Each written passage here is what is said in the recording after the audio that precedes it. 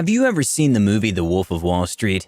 In the final scene of the movie, Leo DiCaprio is acting as Jordan Belfort, and he says this famous line, "Sell me this pen." Everyone responds in similar ways, by trying to list the features of such a product. The average person would be like, "This pen is great. It has a high-quality ink that dries quickly. The color is stylish, and we're selling it for just $5. Wrong.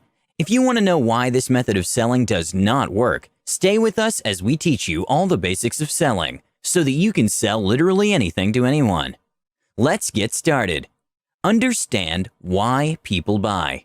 Here's Michael. He's a young entrepreneur, and he just created a new product.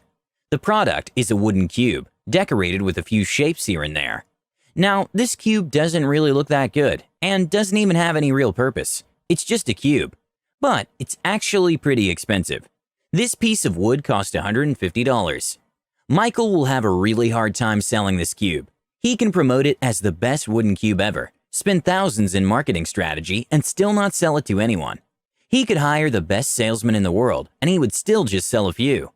But why is that? Why do people not want to pay $150 for a piece of cube? Well, the answer is pretty obvious. The cube is simply extremely overpriced, since it doesn't really serve any purpose. It's a useless and expensive object that would not improve anyone's life. And that's why nobody's buying it. It doesn't solve any problem. So, if you want to sell something, you must make sure that the product or service actually solves a problem. You should be able to link the problem to the prospect's life. The more troubled and annoyed someone is by a problem, the more he or she will be willing to pay to solve it. So, we have a problem, and we also have a pain point. The pain point is the pain that is caused by the prospect's problem, the problem you're trying to solve.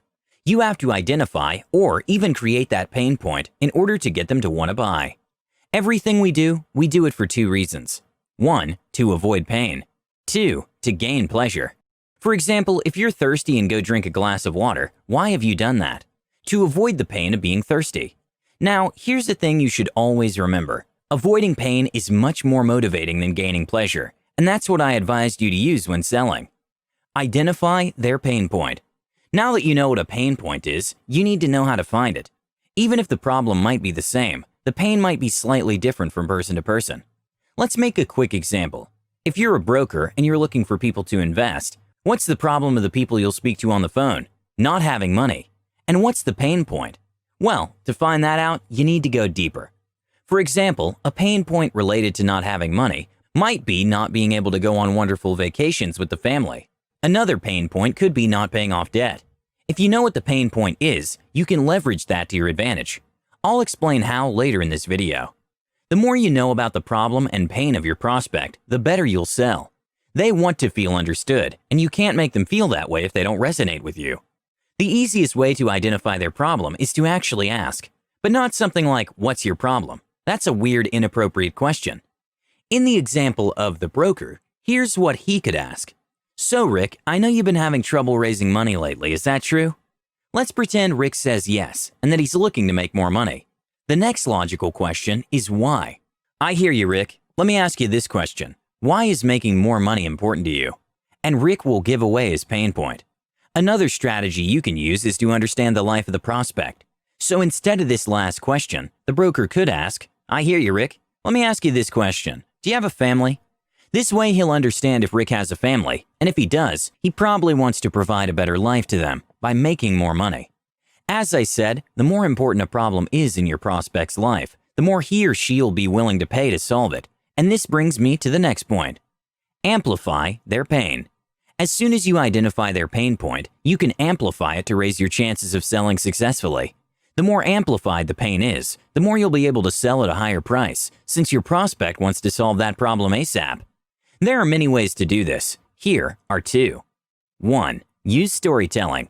While closing, you could tell a short, relatable story from your past, or invent it on the spot, that will make the prospect understand that if he doesn't do something about the problem, things will only get worse. The classic storytelling is a story of a client that didn't want to buy at first, and then something bad happened. A consequence of not buying that product. People want to avoid pain. 2. Ask more strategic, clever questions. Here's a question the broker could ask to Rick, assuming he's got a family and that he really loves it. "Rick, I know you love your family. Would providing more for them and giving them more opportunity be of your interest?" The answer to that question is yes, obviously, and this puts you in a position of control, all while amplifying the problem. This takes me to the next point. Don't disagree with your prospect. Unless strategically necessary, you should never disagree with your prospect. He or she must think that he or she is always right and that they're in control of the conversation. Words like but have to be eliminated from your vocabulary. These kinds of words that allude to any kind of disagreement or confrontation could really ruin your closing. Even if the prospect is clearly and obviously in the wrong, you still have to not confront them. So how can you not be a liar and still sell? Don't voice your opinion on your client's beliefs. Just let it go. People love to buy, but nobody wants to be sold to. A skilled salesman is able to make the person think that the decision of making a purchase is entirely theirs. This means that when talking about your product, you don't have to present it as a product, but as a solution, or strategy, or secret method. Whenever you allude to price, purchase, and similar things, you're risking it, because people don't like feeling like they're being sold to. They want to feel good about themselves and think that the decision of purchasing the product or service was not influenced by anyone. You obviously have to talk about these things when actually closing the deal, but that's a final phase, so don't mix the two. Features versus problem solvers. What should you list first, features or the aspects of the product that solves a problem? The answer is always the same. The problem is the number one priority, so you shouldn't tell people how good a pen is. You should tell them how it's very durable and will never let you down in front of your professional colleagues at meetings. So you do have to focus on emotions, and that's what really sells. The ability to touch people. Next time you watch a commercial, look for the aspects of it that go into details of the emotions that you would associate with the product. Have you ever seen a soda ad with people not smiling while drinking it?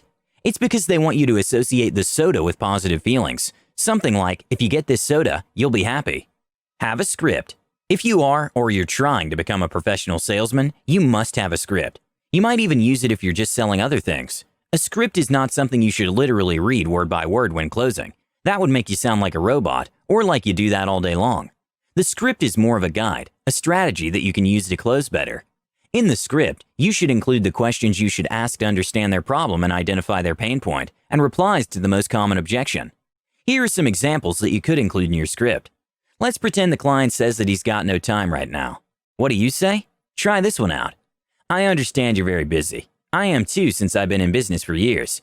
You know what we're really proud of is that we don't waste our clients' time with useless practices and systems. What we do is aim to bring results in a very short period of time. We can use this product to solve this problem and take your whole life to a new level. Can you see how this is better than just, please stay with me and I'll give you good stuff? Understand that people don't trust you. Have you ever received a call from a call center trying to sell you some promotions? Yeah, we all have. The first excuse we make to them is, I don't have time. And often it isn't even true. You're just saying that because you don't want to be rude and because you don't trust who's on the other side of the phone. You have to gain their trust, not just with good promises, but also with proof that what you're saying is true. Storytelling also works for this one, but I would personally not make stuff up at this point because it could all go against you later. Stay true to yourself and your business always. That's it. Now you know how to sell literally anything to anyone. In summary, today you learned that in order to sell things, you must understand why people want to buy in the first place. Then, you have to identify and amplify the pain that's caused by the problem you're trying to solve. You also learned that you shouldn't disagree with your prospect, as they're pretty arrogant. People love to buy, but not to be sold. You should focus on problem solvers, not features. And finally, you can have a script if you want to maximize your closing potential. If you learned something from this video, don't forget to leave a like and share this video with someone that would be interested. Subscribe now to know more about this topic and about success, entrepreneurship, and more.